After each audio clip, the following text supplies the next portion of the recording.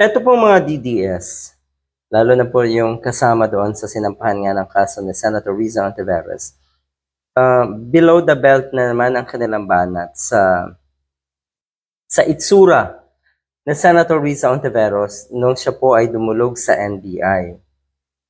Marami kasing nagsasabi na kuno ay mukhang stressed si Senator Ontiveros, mukhang guilty daw at kung ano-ano pa. Ayan, yung iba ay pinupuna yung hindi daw masyadong maayos na botox netong si Senator Riza Ontiveros. Lahat yan ay mali. Sa tingin ko, lahat yan ay mali.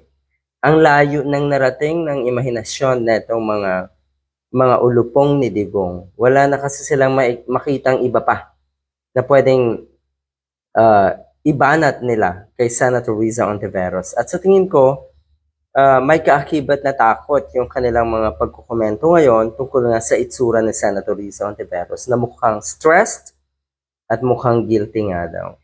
Ang nakikita ko dito, sa tingin ko seryoso.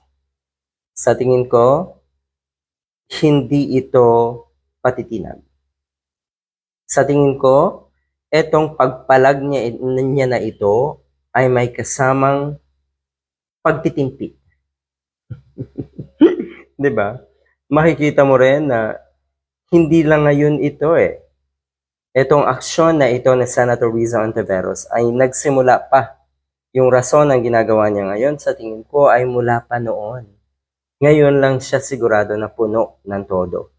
Punong-puno na po ang isang Riza Ontiveros. Uulitin ko, na ipakulong si Kibuloy, sa tingin ko ay may ginawa rin, may naging papel din ang isang Riza Ontiveros sa pagkakadiin nga kay Digong. Kayo pa kaya?